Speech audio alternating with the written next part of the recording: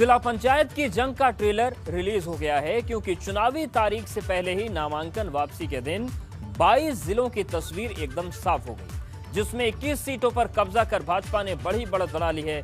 उधर सपा के हिस्से में सिर्फ एक सीट आई, लेकिन असली लड़ाई अभी बाकी है जो 3 जुलाई को होगी। अब 53 जिलों में सपा और भाजपा के बीच कांटे की टक्कर होगी।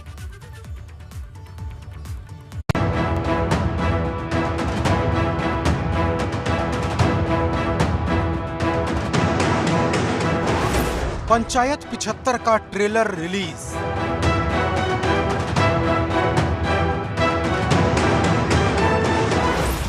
बाईस के दम में भाजपा 21।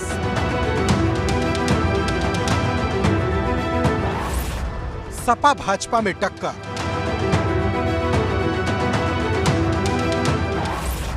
तीन जुलाई को 53 सीटों पर होगा महामुकाबला।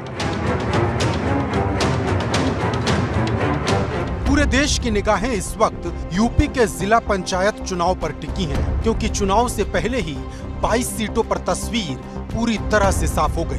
भाजपा ने बिना चुनाव लड़े ही 21 सीटों पर निर्विरोध जीत हासिल कर पंचायत की महाजंग में बड़ी बढ़त बना ली है। जिन 22 सीटों पर निर्विरोध जीत मिली, उनमें गौतम बुद्ध नगर से अमित चौधरी, गाजियाबाद से ममता त्यागी, मुरादाबाद से डॉक्टर शेफाली सिंह, बुलंदशहर से डॉक्टर अंतुल तेवतिया, आगरा से मंजू भदौरिया, ललितपुर से कैलाश निरंजन, मऊ से मनोज राय, चित्रकूट से अशोक जाटव, श्रावस्ती से दत्तन मिश्रा, बलरामपुर से आरती तिवारी, गोंडा से घनश्याम मिश्रा, झांसी से पवन कुमार गौतम, बांदा से सुनील पटेल, गोरखपुर से साधना सिंह, हमीरपुर से जयंती राजपूत, अमरोहा से ललित तंवर, वाराणसी से पूनम मौर्य, मेरठ से गौरव चौधरी, सहारनपुर से मांगेराम चौधरी और शाहजहांपुर से ममता यादव के साथ साथ बहराइच से मंजू सिंह निर्विरोध जीत गई हैं। जबकि सपा के खाते में सिर्फ इटावा की सीट अब तक आई है, जहां से अखिलेश यादव के चचेरे भाई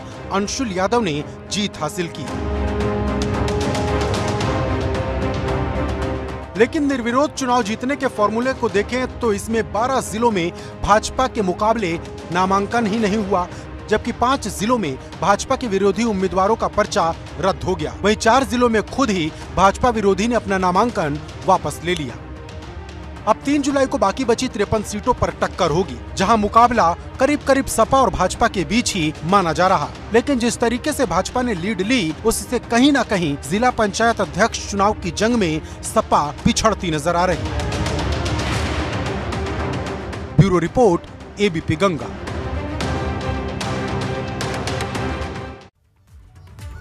जिला पंचायत अध्यक्ष के चुनाव में हैरान करने वाली तस्वीर बागपत से सामने आई।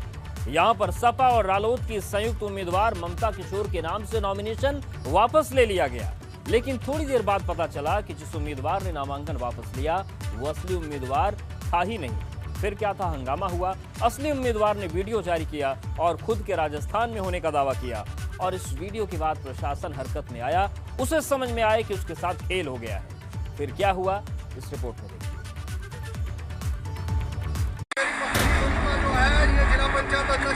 राष्ट्रीय लोकदल से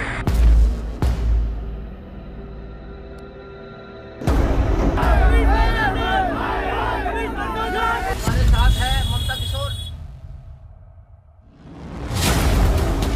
जिला पंचायत अध्यक्ष के लिए बागपत में सियासी बवाल।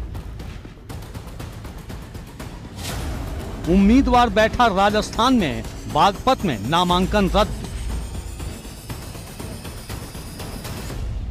नामांकन के दिन से लेकर नाम वापसी तक घमासान। जिला पंचायत अध्यक्ष पद के चुनाव में जितना सियासी बवाल बागपत में हुआ, उतना किसी दूसरी जगह नहीं। नामांकन के दिन से लेकर नाम वापसी वाले दिन तक हलचल तेज रही। सबसे पहले आज का घटनाक्रम जानिए। कलेक्ट्रेट से ममता किशोर के नामांकन वापसी की खबर आई। सपा रालोद ने संयुक्त रूप से ममता किशोर को प्रत्याशी बनाया है। नामांकन वापसी की खबर के बाद ममता किशोर का वीडियो आ गया। ममता किशोर राजस्थान के भरतपुर में मौजूद थी।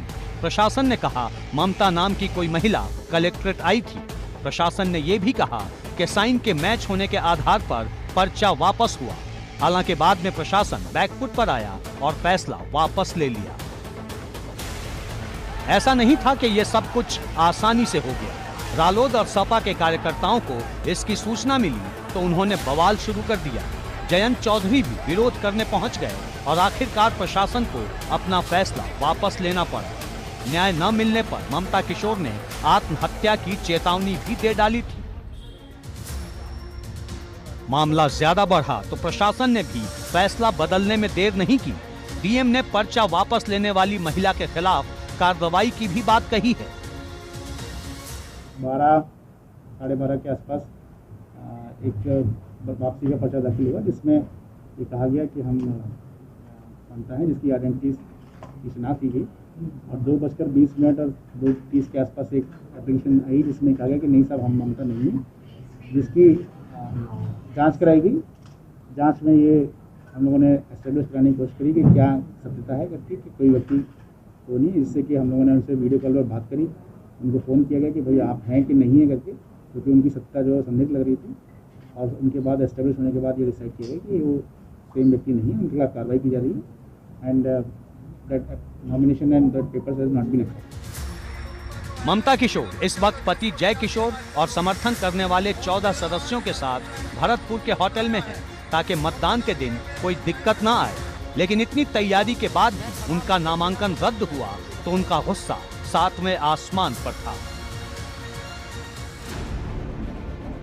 ममता किशोर नामांकन वाले दिन भी विवादों में रही थी।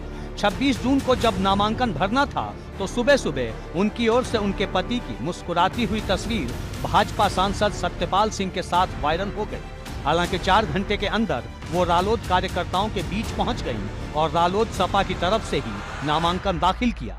उनका आरोप था कि भाजपा ने दबाव बनाकर उन्हें अपने पाले में किया था। बागपत का सियासी खेल बेहद रोमांचक है। भाजपा ने जो रणनीति सेट की थी वो नामांकन के दिन भी फेल हुई और शायद नाम वापसी के दिन भी। अब 3 जुलाई को जब नतीजे आएंगे तब क्या तस्वीर उभरेगी, इसका इंतजार है। एबीपी गंगा के लिए भरतपुर से सतपाल सिंह के साथ बागपत से राजीव पंडित की रिपोर्ट। और अब बात धर्मांतरण के कलंक कांड की, क्योंकि पुलिस को धर्मांतरण की सीक्रेट साजिश के वो 7 कोड पता चले हैं जिनके जरिए देश भर में धर्म को कंधा बनाकर धर्मांतरण का धंधा किया जाता था। यूपी एटीएस ने इन 7 कोड में से 6 को पता लगा लिया है, लेकिन 7वें कोड का रहस्य क्या है ये पता नहीं चल पाया। पुलिस की माने तो इस कोड में कई गहरे राज छिपे हुए हैं। उमर गैंग पर यूपी एटीएस का शिकंजा।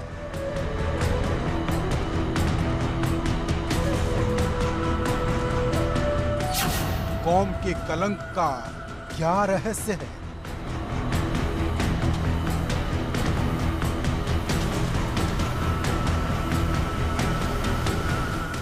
मुतक्की, सलाह, रहमत, क्या आपको इन शब्दों का मतलब पता है या फिर आपने भी इन शब्दों को पहली बार सुना है?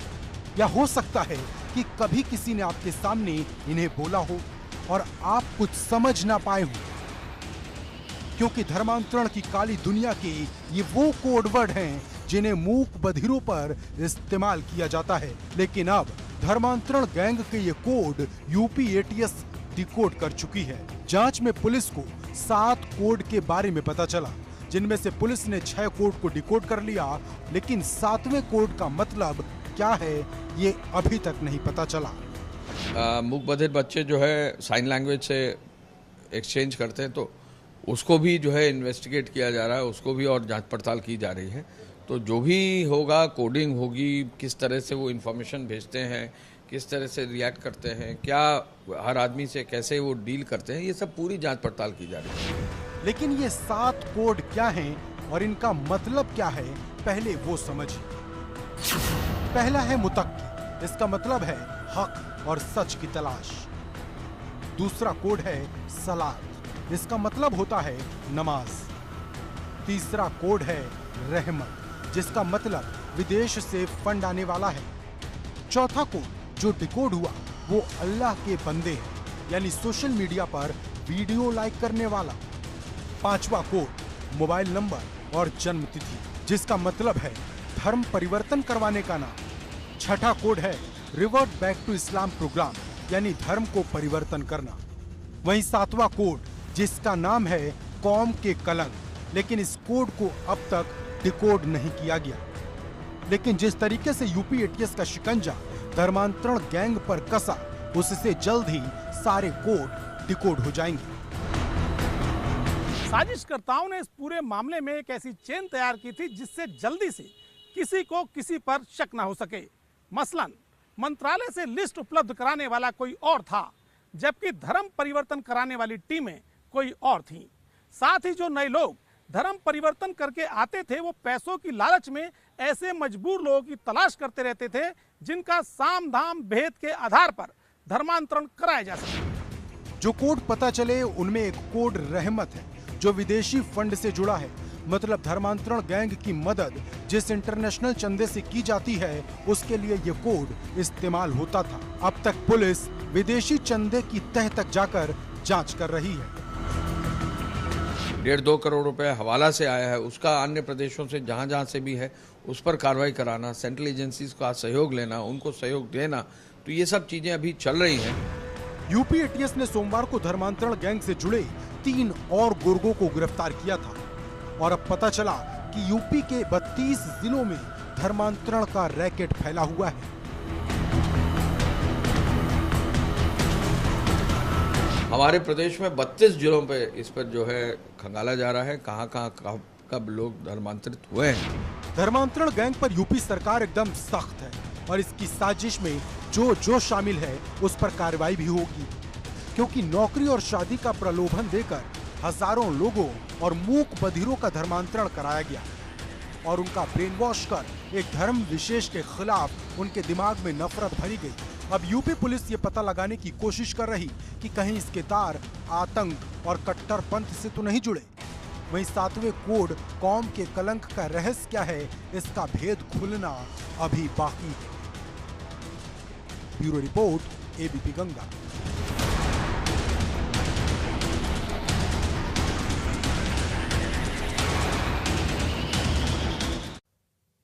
लोगों को वैक्सीन लगना अब आसान हो गया है। अब वैसी खबरें आनी कम हो गई हैं जैसी पहले आ रही थी, लेकिन कुछ लोगों की वजह से सिस्टम अभी भी जगह जगह बदनाम हो रहा है। एक ऐसी खबर गाजियाबाद से आई जहां वैक्सीनेशन को लेकर खिलवाड़ हुआ। वैक्सीन लगवाने पहुंचे शख्स को टीका तो नहीं लगा, लेकिन उनके मोबाइल पर वैक्सीनेशन का मैसेज आ गया। सवाल यह है कि आखिर ऐसा क्यों हुआ और इसका जिम्मेदार कौन है।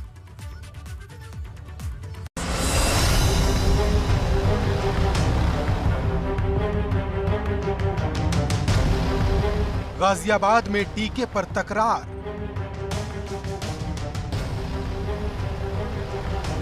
कोरोना से खेल, मरीज से मजाक, वैक्सीनेशन से ये कैसा खिलवाड़।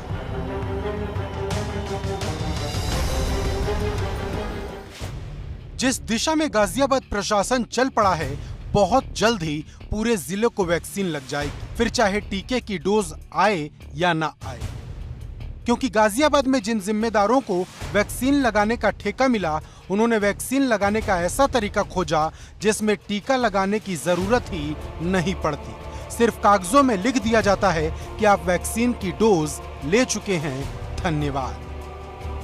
अगर यकीन नहीं आता तो इसे शख्स को देख लीजिए।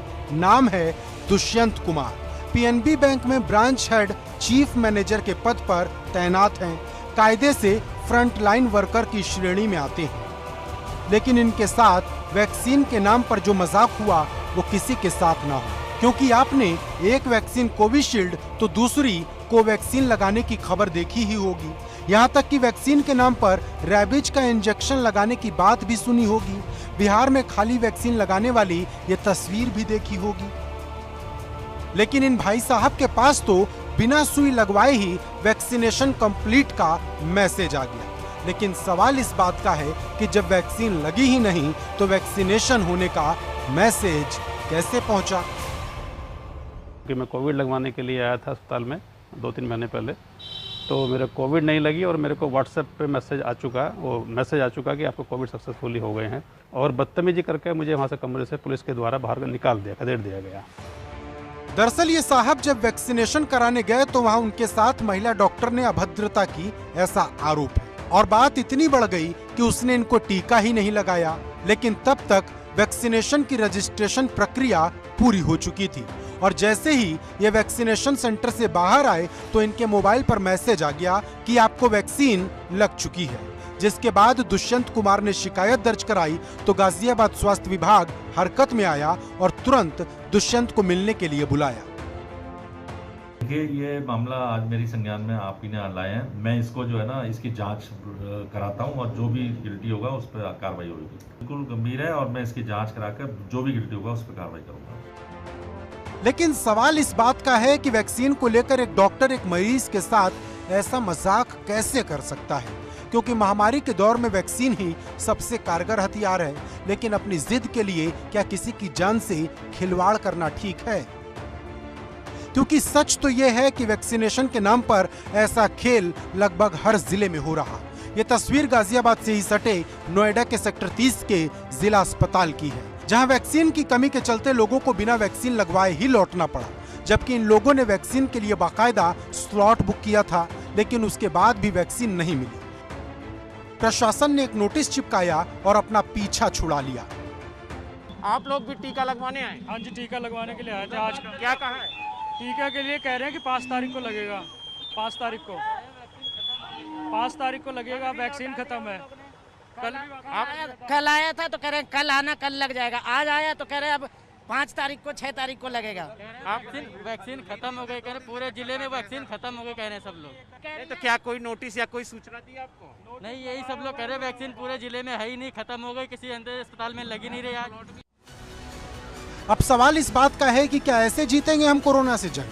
क्योंकि 21 जून को पूरे देश में रिकॉर्ड तोड़ 86 लाख वैक्सीन लगाई गई थी।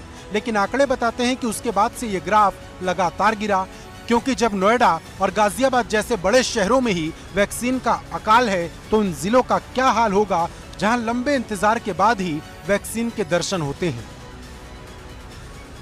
गाजियाबाद से शक्ति सिंह, नोएडा से बलराम पांडे के साथ ब्यूरो रिपोर्ट, एबीपी गंगा। और अब बात करते हैं स्मारक पर हो रही सियासत की। स्मारक पर सियासत होना कोई नई बात नहीं है। जब जब चुनाव आता है तब तब ऐसे विवाद खड़े हो जाते हैं। 5 दिन के यूपी दौरे पर पहुंचे राष्ट्रपति ने लखनऊ को बाबा साहेब के स्मारक की सौगात दी, लेकिन बसपा सुप्रीमो मायावती ने इस पर सवाल खड़े कर दिए। उन्होंने एक के बाद एक कई ट्वीट्स किए, जिसके बाद भाजपा ने उन पर पलटवार किया है।